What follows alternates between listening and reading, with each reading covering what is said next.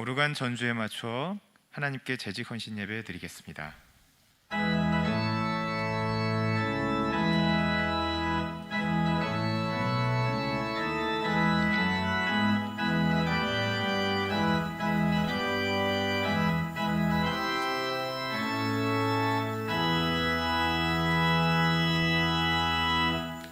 거룩하신 하나님 아버지, 이 시간 재직 헌신 예배를 주님께 드립니다. 예배하는 이 시간 우리의 몸과 마음을 진실하고 정직하게 하옵소서. 헌신을 다짐하는 이 시간 우리의 심령이 성령으로 충만하게 하여 주시옵소서. 거룩하신 예수님의 이름으로 기도드립니다. 아멘. 다 같이 352장 찬송하겠습니다.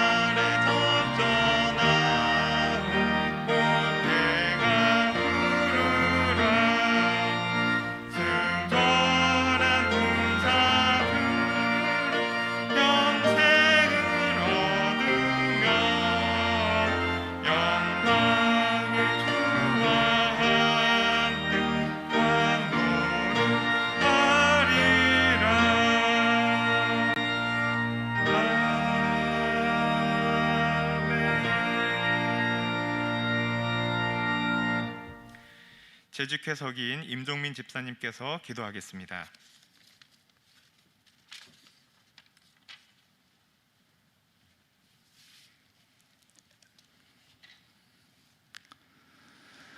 우리의 기쁨이 되시는 하나님, 우리를 하나님의 자녀 삼아 주시고 섬기며 예배할 수 있는 은총을 내려주심을 감사드립니다.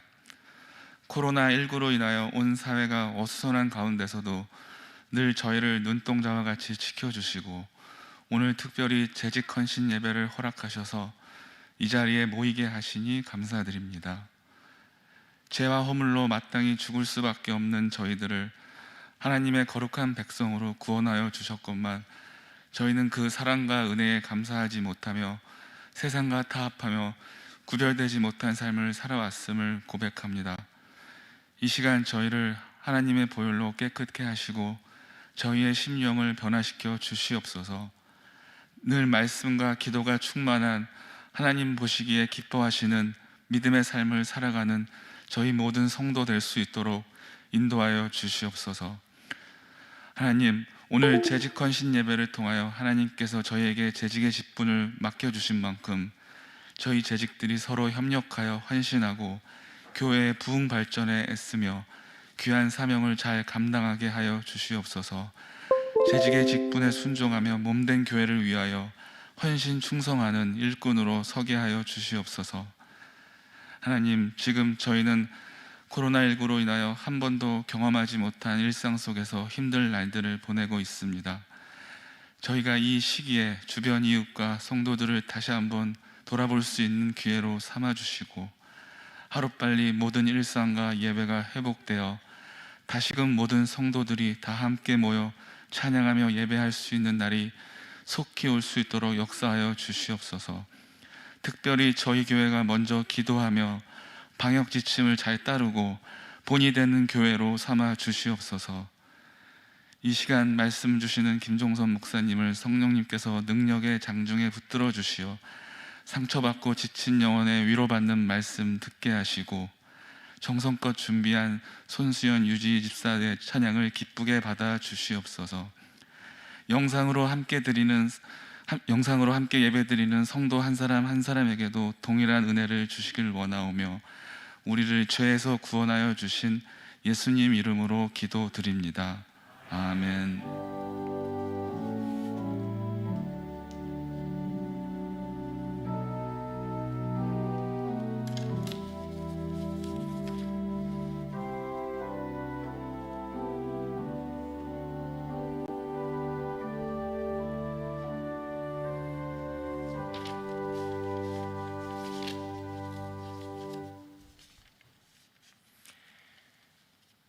재직 헌신 예배 우리에게 주시는 하나님의 말씀은 신약 성경 디모데후서 2장 1절에서 2절 말씀입니다. 디모데후서 2장 1절에서 2절.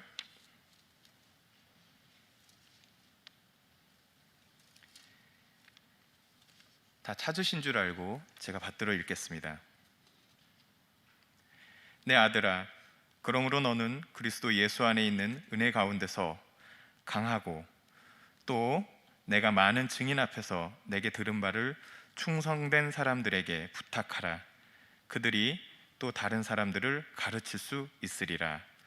아멘. 손수연 성도님과 유지 집사님께서 찬양으로 하나님께 영광 돌리겠습니다.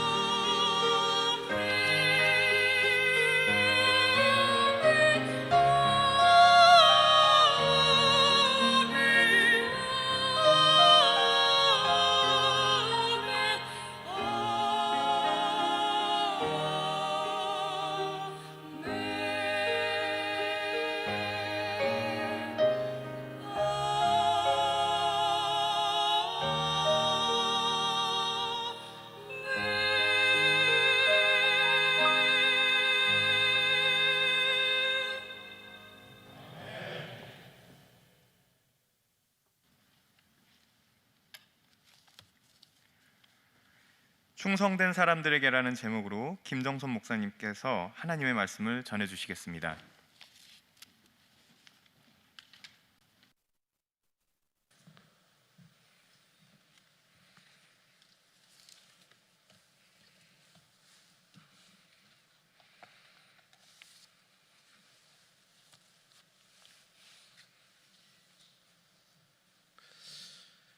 인생을 살다가 보면은 피하려고 해도 도저히 피할 수 없는 중요한 몇 가지 일이 있습니다.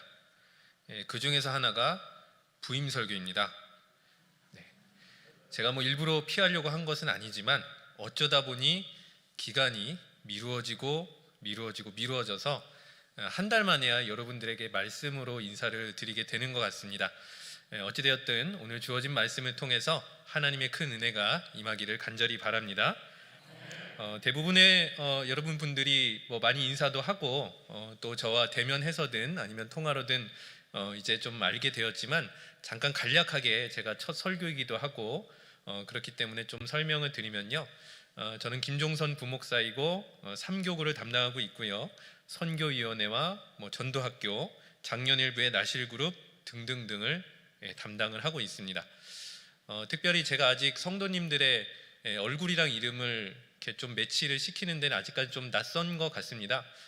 거기다가 이제 다들 이제 마스크를 이렇게 가리고 있으셔서 얼굴의 반쪽밖에 제가 이제 확인을 못하기 때문에 그래가지고 헷갈리기도 하는 것 같습니다. 그래서 부끄러워하지 마시고 제가 여러분들 잡아먹진 않으니까 여러분들이 혹시 인사를 할 기회가 있으면 언제든지 찾아와서 인사와 담소를 나누면 더욱더 좋을 것 같고요. 그나마도 다행인 것이 오늘 설교자에 한해서 이렇게 마스크를 벗고 설교를 할 수 있도록 또 허락이 되어가지고 여러분들에게 이렇게 생얼을 공개를 해드렸습니다. 마음에 드시는지 모르겠습니다. 마음에 안 드셔도 어쩔 수 없는 게 이게 이렇게 창조됐기 때문에 그냥 이렇게 아시고 이뻐해 주시고 또 인사 나눠주시면 감사를 하겠습니다. 말씀을 그러면 나누도록 하겠습니다. 여러분들은 혹시 에드워드 킴볼이라는 이름을 들어보신 적이 있으신지 모르겠습니다. 대부분의 사람들은 이 이름을 낯설어하고 아마도 거의 들어본 적이 없을 것 같습니다. 이 에드워드 킴볼이라는 이름, 이 사람은 미국인인데요. 어느 날 구두 수선을 하러 구두방에 들어가게 되었습니다.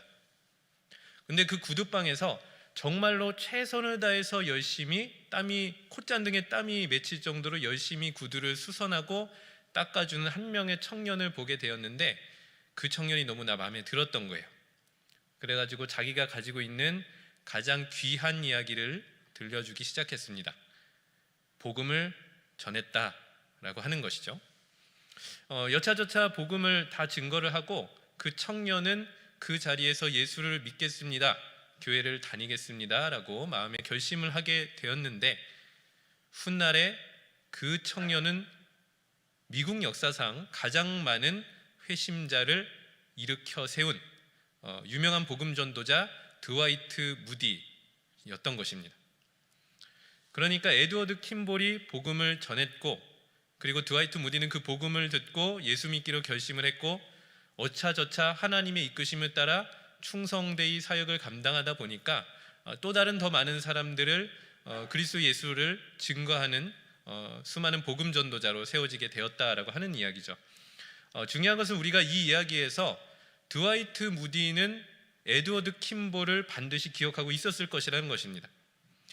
우리 대부분이 에드워드 킴볼이라는 이름을 처음 들어봤을 터이지만 드와이트 무디는 그 이름을 반드시 기억하고 감사할 수 있었다라고 하는 것이죠. 복음이라고 하는 것은 사람을 통해서 사람에게 증거되는 것을 기억해 주셨으면 좋겠습니다. 여기 또 하나의 이야기를 들려드리겠습니다. 한 동네에서 자라났고 고등학교를 같이 다니던 동창이 있었습니다. 그 중에서 한 친구는 근본이 있는 인생이었습니다. 여기서 근본이라는 것은 기독교 근본을 얘기합니다. 좀 더 쉬운 말로 바꾸면 목사 아들이었습니다. 이 친구에게 또 다른 절친, 정말 친한 친구가 있었는데 이 친구는 종교가 없었습니다. 종교 생활을 하지 않았던 무교의 친구가 있었고 그렇게 함께 학교 생활을 하고 20대 대학교에 들어가서도 친분을 유지를 했습니다. 그런데 두 친구 모두 사실은 특별히는 이 근본이 있었다라고 하는 예수를 믿었던 이 친구, 교회를 다녔던 이 친구는 목사 아들이었음에도 불구하고 신앙생활에 정말로 관심이 없었습니다. 그래서 본인이 좋아하는 것에만 시간을 허비하고 몰두하였고 친구들과 그런 시간을 자주 즐겼다라고 하는 것이죠. 게임에 미치기도 하고 음악에 미치기도 하고 여러 기타 등등에 미쳐서 살다가 무교였던 그 친구가 군대로 가게 되었던 것입니다. 그렇게 두 친구가 떨어지고 난 다음에요, 원래 교회 목사 아들이었던 이 친구가 갑작스럽게 두 번째 회심이라고 해야 될까요? 그러니까 갑자기 이제 신앙생활을 잘 하게 된 것이죠. 그러면서 본인이 살아왔던 인생을 되돌아보게 되고 이 젊은 시절에 내가 예수를 잘 못 믿었던 것에 대해서 좀 후회를 하기 시작했습니다. 그렇게 좀 시간이 흘러서 먼저 군대 갔던 친구가 제대를 하게 되었고, 그 다음에 지금 예수를 믿고 있었던 이 목사 아들이었던 친구는 군대를 조금 더 늦게 갔던, 그래서 시간이 겹치게 됐던 거죠. 이제 본인은 이제서야 군대를 가게 됐고, 그리고 무교였던 그 친구가 제대를 해서 방문을 하게 되었던 것입니다. 마지막 이제 이야기를 나누게 되는 것인데요, 군대 가기 전에 그 장소는 어디였냐면 던킨도너츠 동덕여대점이었습니다. 제가 이렇게 구체적으로 이야기를 할 수 있는 이유를 이제 조만간 알게 될 것입니다. 어찌됐든 이제는 마음을 바꿔서 신앙생활을 제대로 하리라 마음을 먹었던 친구가 이 던킨도너츠 동덕여대점에서 어떤 이야기를 했냐면, 파스칼에 있었던 탕세라고 하는 책의 한 구절을 인용을 해서 여차저차 이야기를 했는데, 사실 굉장히 비논리적이고 어떤 내용이 점점 더 뒤죽박죽이었지만 어찌됐든 결론적으로는 예수를 잘 믿고 교회를 다녔으면 좋겠다 친구야, 이 이야기를 했던 것이죠. 그런데 그 이야기를 듣고 있었던 친구의 입장에서는 내용이 잘 전달이 되어서 교회를 가야겠다 결심했던 것은 아니었고요, 어떤 간절함이 마음에 와닿았기 때문입니다. 상황이 좀 그렇게 또 되지 않습니까? 바로 또 군대로 보내야 되니까 친구를. 그래서 마치 마지막으로 친구의 좀 귀중한 부탁이다라는 생각이 들었던 것 같습니다. 어찌되었든 그렇게 그런 간절한 마음이 마음속으로 와닿기 시작해서 그동안 교회 한번 제대로 다니지 못했던 친구가 이제는 좀 교회를 다니고 신앙생활을 해봐야겠구나 결심을 했던 것이죠. 그렇게 저 김종선 목사의 신앙생활은 시작이 되었던 것입니다. 네, 제 이야기와 제 친구의 이야기입니다.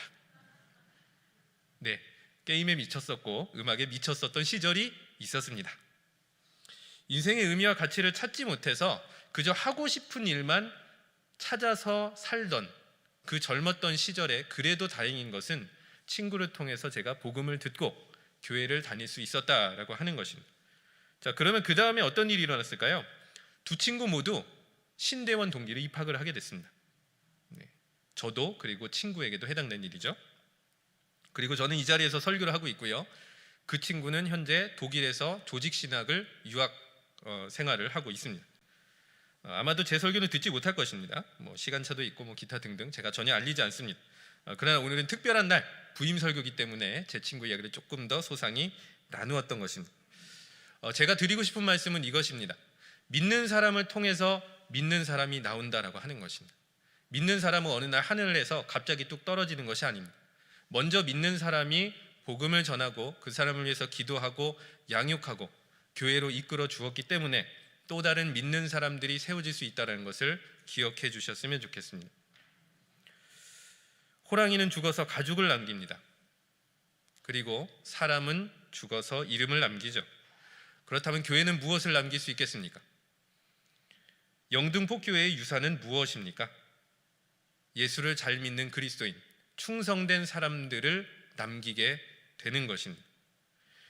사람이 사람을 남기는 것, 그리스도인이 그리스도인을 남기는 것, 이것이야말로 교회가 가질 수 있는 최고의 사역이고 최고의 영광이다라고 하는 것입니다.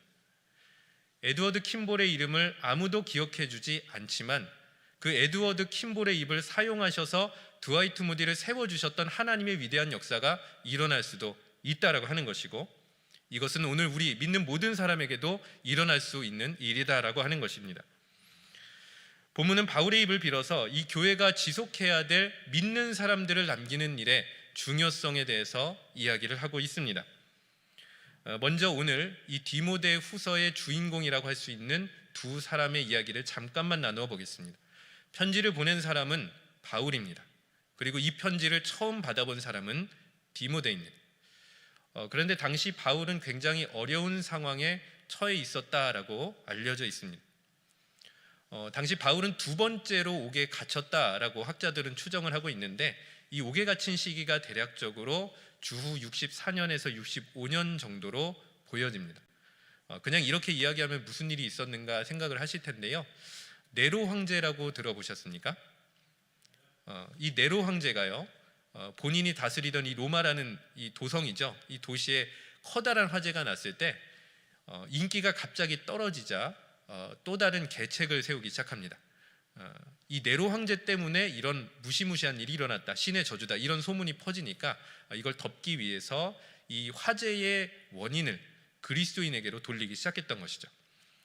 그래서 로마에 있었던 그 그리스도인들을 신속하게 체포하고 제압하고 옥에 가두고 잔인한 고문을 펼치고 심지어는 이제 목숨까지 빼앗는 일이 일어나기 시작했던 것이고, 아마도 그 소동에 휘말리면서 바울도 옥에 갇혔다라고 학자들은 이야기를 하고 있는 것입니다. 그러니까 편지를 썼을 당시에 디모데는 감옥에 있었다, 죄수였다라고 생각을 해보시면 되겠습니다. 그렇다면은 이런 바울의 심정이 본문에서 드러나고 있는가? 본문 1절 2절에는 없지만요, 이 디모데후서 끝자락에서 우리는 바울의 심정을 발견해 볼 수가 있습니다. 바로 디모데후서 4장 6절의 말씀인데, 이 4장 6절의 말씀을 먼저 개역개정으로 제가 읽어 보겠습니다. 전제와 같이 내가 벌써 부어지고 나의 떠날 시각이 가까웠도다. 보다 좀 쉽게 번역된 새 번역으로 읽어보겠습니다. 나는 이미 부어드리는 제물로 피를 흘릴 때가 되었고 세상을 떠날 때가 되었습니다. 자신이 사랑하는 제자와도 같은 디모데를 향해서 어떤 이야기를 하고 있냐면, 떠날 시각, 즉 죽음이 시시각각 찾아오고 있다라고 얘기를 하는 것인데요. 실제로 바울은 이 편지를 보내고 몇 년 뒤에 순교를 당했다라고 이야기를 합니다. 어찌되었든 이 바울의 입장에서는 지금 디모데에게 편지로 연락하는 것이 마지막일지도 모르는 상황에 있었다라고 우리는 볼 수가 있는 것이고, 특별히 바울은 4장 6절에서 전제와 같이 부어졌다라고 이야기를 하는데, 이 전제는 포도주를 붓는 제사를 말합니다. 포도주를 붓다기보다는 사실 원어상으로는 쏟아내다라는 의미가 더 강하긴 한데요, 하나님의 뜻에 전폭적으로 헌신한 바로 그러한 의미를 담고 있는 것입니다. 끊임없이 목숨을 다하여서 복음을 증거하는 삶을 살았던 그 사역에 올인하였던 바울의 마음, 자신의 생을 뒤돌아보니 그렇게 전제처럼 나는 하나님의 뜻 가운데 최선을 다해서 섬겼다라고 하는 것을 이야기하면서, 그러나 그 끝이 보이고 있다, 죽음이 나를 찾아오고 있다라고 이야기를 하는 것이죠. 이런 바울의 심정을 뒤로하고 디모데의 상황도 한번 확인을 해보면, 바울이 2차 선교 여행 때부터 동역자로 활동을 했는데 계속해서 바울과 동행을 하고 예루살렘으로 갈 때도 아마 동행을 했을 것이다라고 추정을 합니다. 그런데 우리가 잘 아는 것처럼 바울이 이만저만 핍박을 받은 건 아니잖아요. 그러니까 가령 이런 것입니다.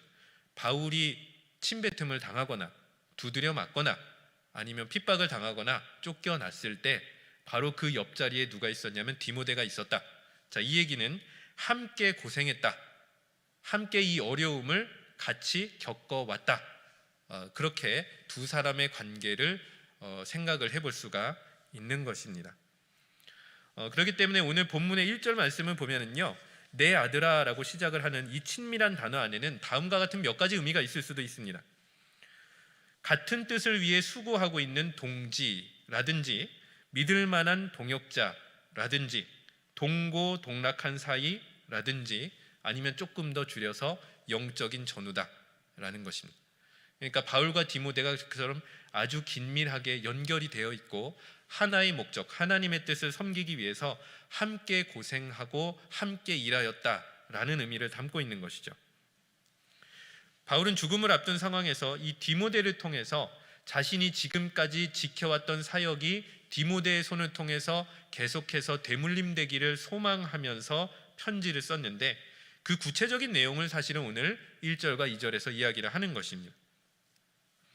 먼저 디모데후서 2장 2절의 말씀 우리가 한 목소리로 읽어보도록 하겠습니다. 또 내가 많은 증인 앞에서 내게 들은 바를 충성된 사람들에게 부탁하라. 그들이 또 다른 사람들을 가르칠 수 있으리라. 아멘.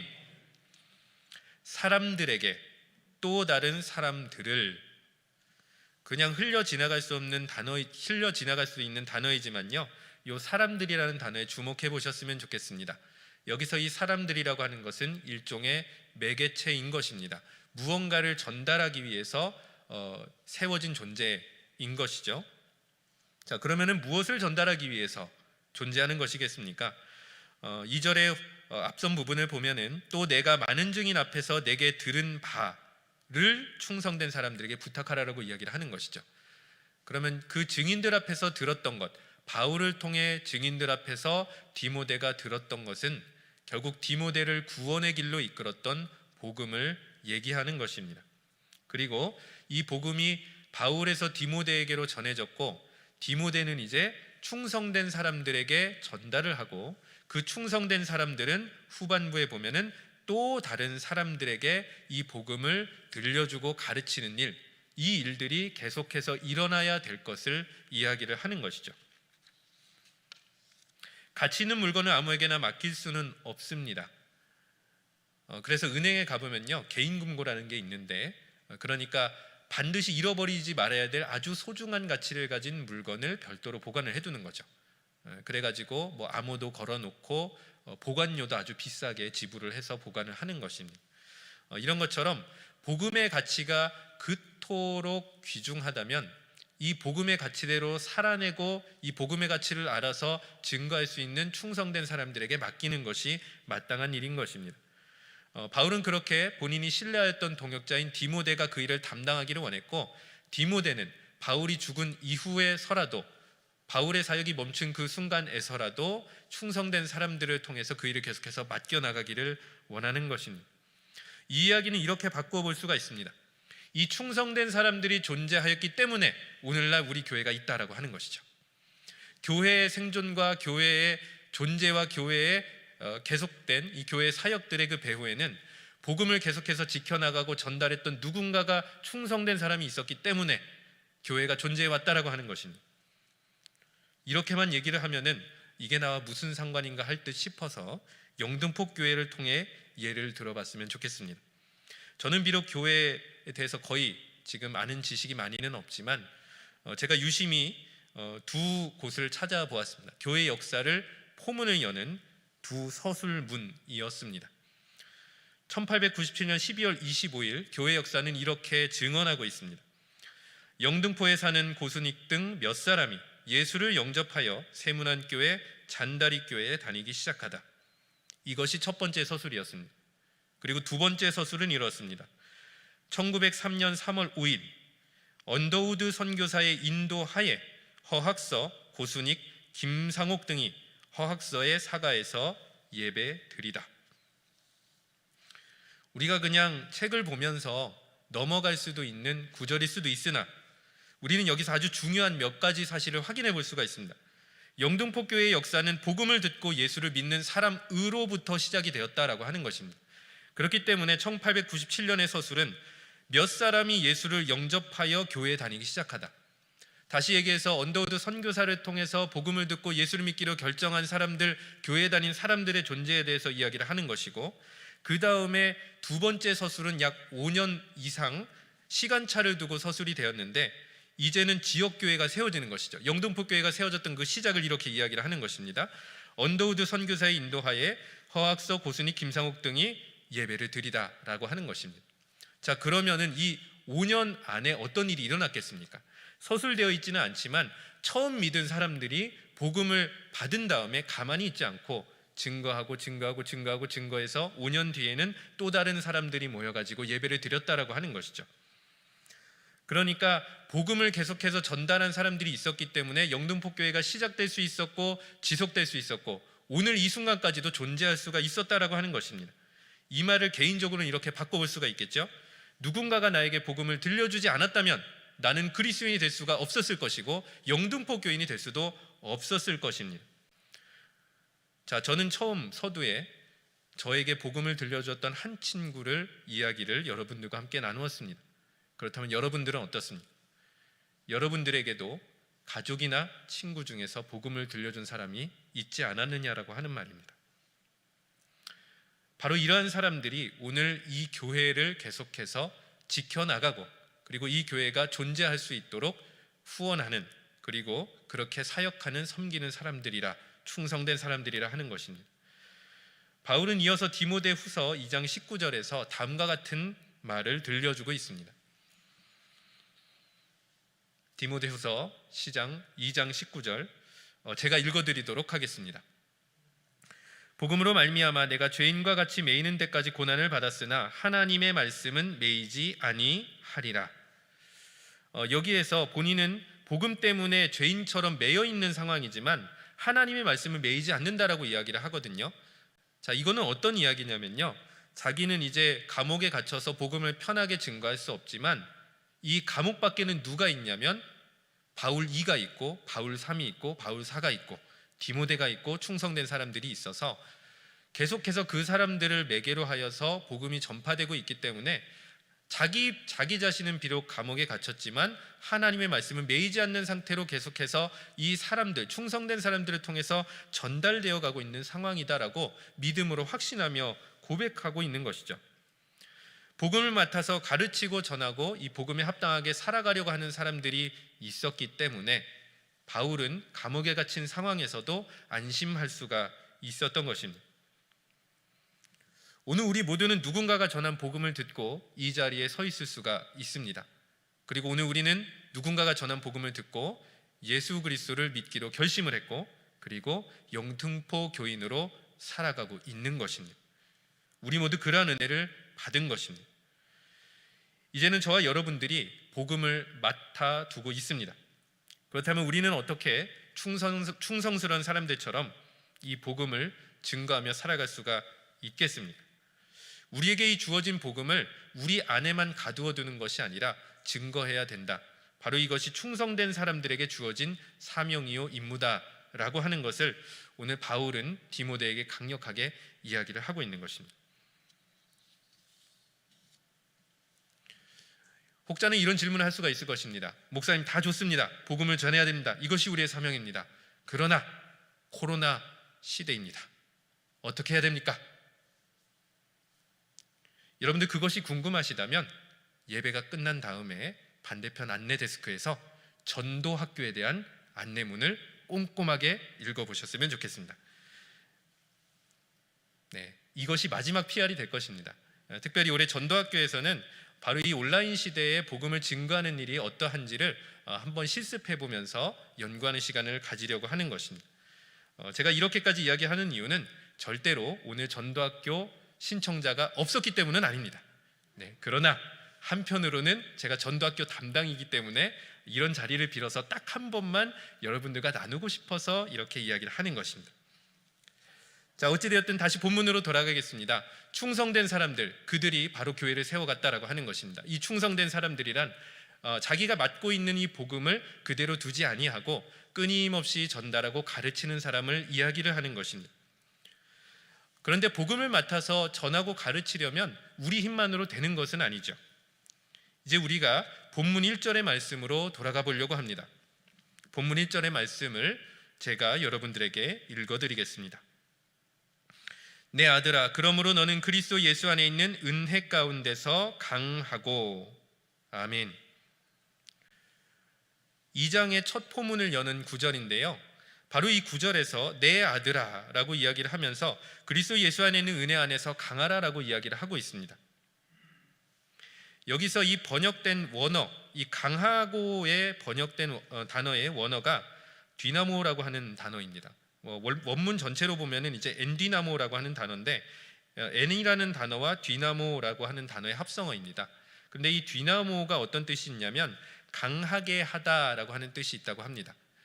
그러니까 스스로 어떤 에너지를 내서 강해지는 의미가 아니고요, 내 외부로부터 들어오는 에너지를 통해서 내가 강해지고 견고해지고 힘을 내는 바로 그러한 에너지를 이야기를 하는 것입니다. 나의 외부로부터, 내 바깥으로부터 오는 에너지를 의미한다라고 하는 것이죠. 복음을 맡아서 전할 수 있는 이 충성스러운 사람들에게 필요한 것은 사실은 그들 안에 있는 에너지라기보다는 그들 밖으로부터 하나님으로부터 오는 그 에너지를 받아야만 뜨거운 열기 속에서 복음을 증거할 수가 있다라고 하는 것이죠. 그렇기 때문에 우리는 오늘 그리스도 예수 안에 있는 하나님의 은혜의 힘을 더욱더 굳건히 의지해야 될 필요성이 있는 것입니다. 성경에 보면은 하나님을 힘이라고 묘사한 다양한 구절들이 있습니다. 다윗과 같은 사람이 대표적입니다. 다윗은 하나님을 종종 나의 힘이라고 고백을 했습니다. 시편에서도 우리가 몇 개를 찾아서 확인해 볼 수가 있는데, 우리가 시편 22편 19절의 말씀을 제가 한번 읽어보도록 하겠습니다. 시편 22편 19절의 말씀입니다. 여호와여 멀리하지 마옵소서, 나의 힘이시여 속히 나를 도우소서. 아멘. 다윗이 얼마나 많이 힘이 빠졌을 때가 있었는지를 여러분들 기억하고 계십니까?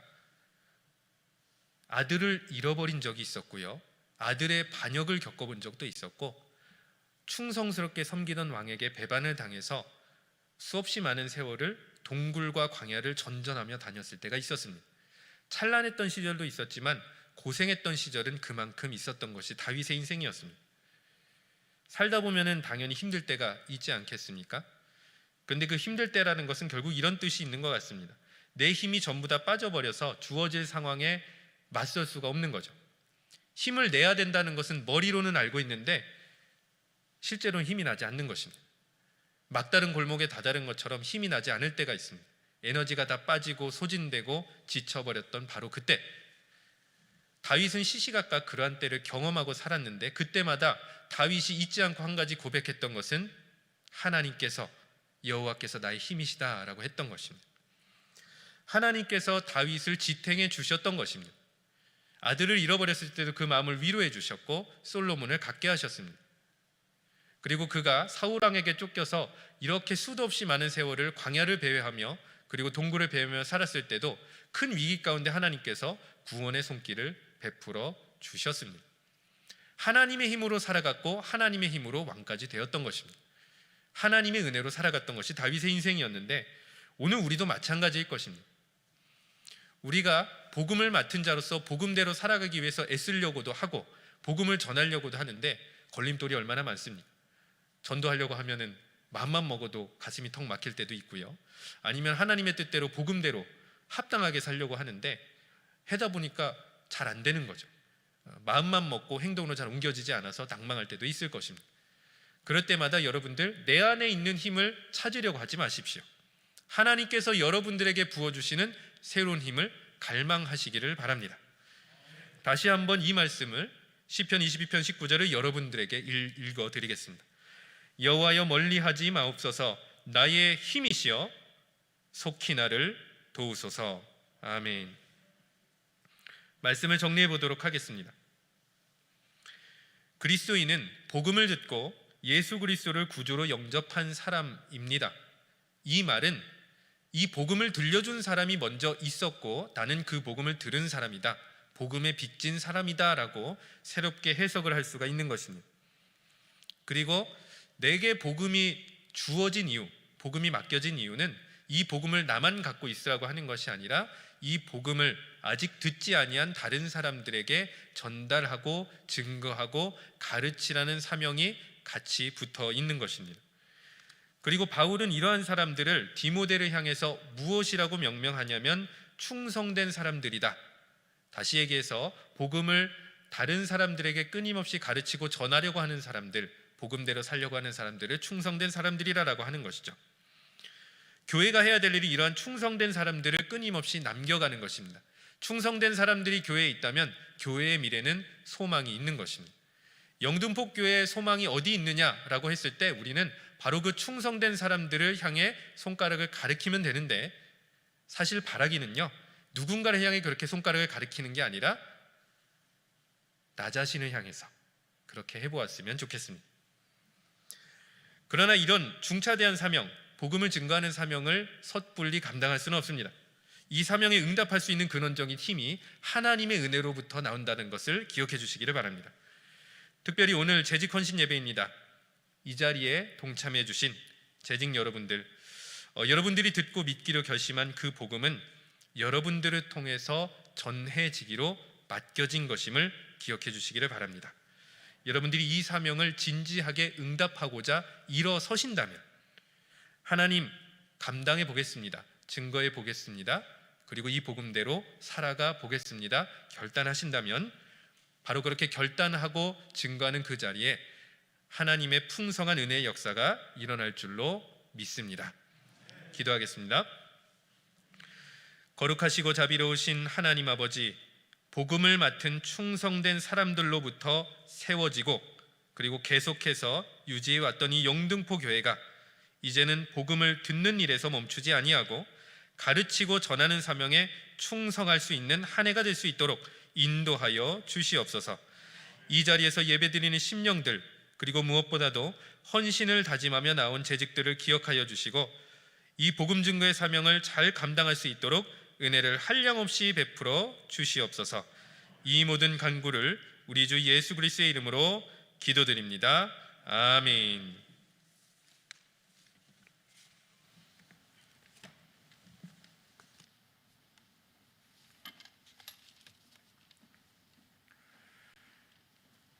재직회 임원과 각 부부장 소개하는 순서를 갖도록 하겠습니다. 먼저 재직회 임원입니다. 재직회 임원들은 앞으로 나와주시기 바랍니다. 목사님 외에 존칭을 생략하도록 하겠습니다. 회장의 임정석 목사님, 서기 임종민, 부서기 송영광, 회계 박중석, 부회계 김혜순, 박혜숙.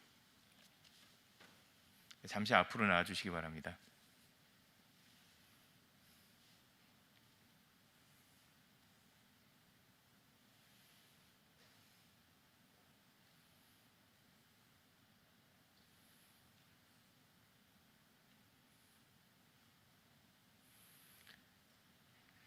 코로나 방역으로 인해 다 나오시지 못하셨는데요.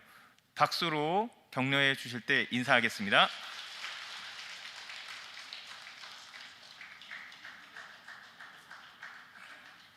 죄송합니다. 한 번 더 하겠습니다. 인사할 때 큰 박수로 격려하시겠습니다.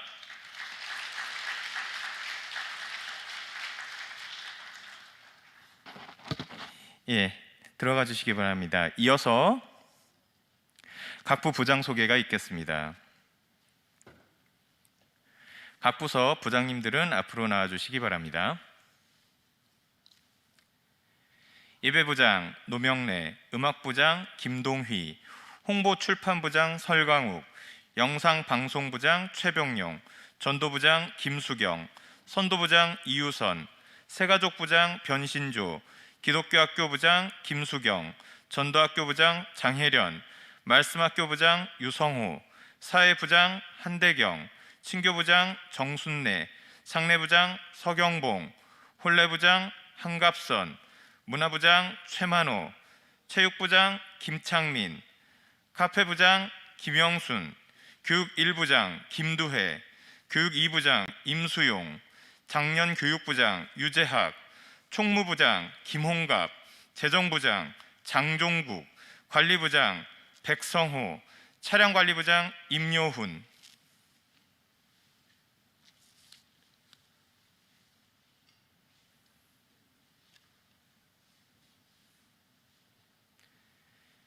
다 같이 인사할 때 큰 박수로 격려 부탁드립니다. 인사.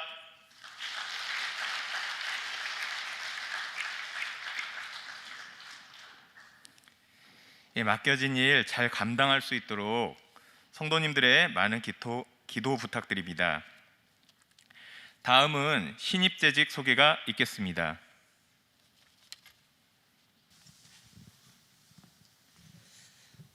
이어서 우리 교구별 신임 재직 소개를 하겠습니다. 먼저 1교구 신임 재직분들은 앞으로 나와주시기 바랍니다. 1교구 신임 서리 집사님은 총 12분이십니다. 네, 여러 가지 코로나와 개인적인 사정으로 인해서 많이 못 오시고 우리 두 분만 대표로 오셨는데 우리 소개해드리도록 하겠습니다. 우리 집사님 이쪽으로 오시고요. 우리 집사님 이쪽으로 오시죠. 제 옆쪽으로 한 칸 더 올라오시죠. 먼저 제 가까운 쪽에 계신 집사님은 노정하 집사님이십니다. 우리 최우석 집사님의 아내 되시고요. 우리 잘 아시는 바와 같이 최영식 장로님, 이용자 권사님의 며느리 되십니다. 그리고 우리 저쪽에 계신 우리 이상우 집사님, 이상우 집사님은 염산교회에서 세례를 받으셨고요. 우리가 잘 아는 바와 같이 이대호 집사님의 사촌 동생이십니다. 교회 잘 출석하시는데 우리 두 분 인사할 때 우리 박수로 환영하고 격려하도록 하겠습니다. 인사. 네, 들어가 주시면 되겠습니다. 그 외에 다른 분들도 사실은 나오지는 못하셨지만 제가 이름으로 호명할 때 잘 기억해 두셨다가 또 반갑게 맞이해 주셨으면 좋겠습니다. 일교구의 유송 집사님, 김세찬 집사님, 김승호 집사님, 최우석 집사님, 황충현 집사님, 최금희 집사님, 황선화 집사님, 전영규 집사님, 우인경 집사님, 일교구의 신임 재직으로 세워지신 집사님들이십니다. 이어서 이교구 신임 서리 집사님도 소개해드리겠습니다. 이교구도 저희가 다 이렇게 연락을 했는데 여러 가지 개인적인 사정으로 이렇게 오시지는 못하셨는데요. 총 10명 제가 이름만 호명할 때에 잘 기억해 두셨다가 이렇게 나오실 때에 이렇게 교회에 출석하실 때에 반갑게 인사해 주시면 감사드리겠습니다. 총 10명입니다. 이복자 집사님, 손춘만 집사님, 박명순 집사님, 김현광 집사님, 허원 집사님, 김선미 집사님, 조희안 집사님, 곽동수 집사님, 김정재 집사님, 은윤지 집사님, 이렇게 이 교구엔 10명인데요. 우리 아시는 분들은 반갑게 교회에서 인사 나누시고 환영해 주시면 감사하겠습니다. 우리 이어서 3교구 소개해 주시겠습니다. 네, 이어서 3교구 신임 서리 집사님들 우리 앞으로 나와 주시기 바랍니다.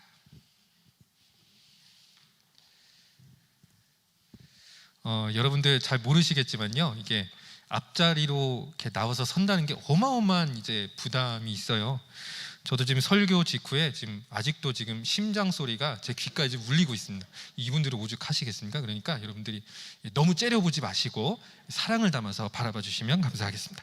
네, 그럼 제 왼쪽에 있는 분부터 소개를 해드리도록 하겠습니다. 3교구 7구역 이귀주 집사님이 되겠고요. 네, 역시나 네, 감사합니다. 우리가 잘 아는 장동순 집사님의 인도로 저희가 교회를 다니시고 이제 서리 집사 교육까지 마치고 서리 집사로 세워지셨는데 그렇게 예배를 사모해서 코로나 상황에서도 가급적이면 나오기 위해서 많이 애쓰시고 노력하고 계신다라고 합니다. 훨씬 더 이제 서리 집사가 되시면 더 온전한 예배자가 될 것 같다라고 생각이 듭니다. 네, 바로 옆에 있는 또 오윤아 집사님, 하필이면은 제가 좋아하는 탤런트 이름과 동일합니다. 그분도 기독교인인 거 알고 계시죠? 네, 그래요. 네, 우윤아 집사님은 우리가 잘 알고 있는 오태겹 성동님과 최경숙 집사님의 따님이 되시고요. 그리고 세상에 유치부 교사 중에서도 에이스다라고 하는 소문을 제가 들었습니다. 네, 본인은 아니라고 하시지만 하나님께서 그렇게 쓰실 것 같습니다. 네, 어찌됐든 우리 오윤아 집사님은 3-6구역이고요. 우리 오윤아 집사님, 이기주 집사님, 여러분들 이제 얼굴 도장 찍으셨으니까 또 힘내시라고 또 오고 가며 바라봤을 때 또 서로 인사해 주시고 격려해 주시면 감사하겠습니다. 들어갔을 때 큰 박수로 격려해 주시면 감사하겠습니다. 네, 우리 오 집사님과 이 집사님 외에도요, 또 3교구의 신임 서리 집사님으로 임명하신 분들이 계십니다. 개인 사정으로 오늘 다 동행하지는 못하셨지만 제가 이름을 불러드릴 때 기억해 주시고 또 인사해 주시면 감사하겠습니다. 정량희 집사님, 차영익 집사님, 정순영 집사님, 이은창 집사님, 이진영 집사님, 네, 이렇게 해서 3교구의 총 7분의 신임 서리 집사들 늘 축복해 주시면 감사하겠습니다. 이상으로 신임 서리 집사 소개 시간을 마치도록 하겠습니다.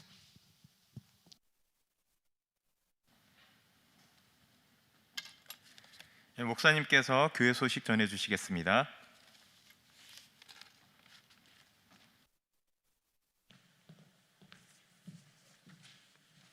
네, 교회 소식 말씀드리겠습니다. 다음 주에 찬양 예배는 안수 집사회 헌신 예배로 드리게 되겠습니다. 그래서 안수 집사회에서 또 정성껏 준비해 주시면 감사하겠습니다. 다음으로 기존에 있었던 3대 양육 시스템이 이제는 2021년부터 온라인 양육 스쿨로 체제로 이제 변화를 갖게 됩니다. 특별히 상반기는 저희가 코로나 상황이기 때문에 이 양육스쿨 과정이 온라인 줌을 활용해서 줌 프로그램을 활용해서 진행될 예정이고요. 자세한 내용은 주보에 나와 있습니다. 제1기로서 기도학교, 전도학교, 말씀학교, 강사와 문의사항들, 그리고 줌 프로그램에 대한 문의도 저희가 예배 후에 안내데스크에서 친절하게 알려드리고 있으니까 여러분들 확인해 주시고 필요하신 분은 신청해 주시기를 부탁드립니다. 세례 입교 교육 광고입니다. 2월 7일 다음 주일부터 7주 과정의 세례 교육이 시작될 예정이니 주변에 또 세례 받으실 만한 분들을 추천을 해주시고 또 대상자들은 동참해 주시면 되겠습니다. 성경 읽기 시상자 상품이 준비되어 있고요. 3층 로비 여러분들 본당을 나가시면 바로 보이게 됩니다. 그래서 해당되시는 분들은 로비에서 수령해 가시면 되겠습니다. 설날을 위한 가정 예배 순서지가 준비되어 있습니다. 교회 홈페이지에서 다운로드하여서 필요한 만큼 사용하실 수도 있고요. 아니면 교회 안내석에 저희들이 인쇄한 인쇄물을 또 이제 두고 있기 때문에 필요한 수량만큼 가져가서 예배 때 사용해 주시면 되겠습니다. 그 외 소식은 주보를 참고해 주시기 바랍니다.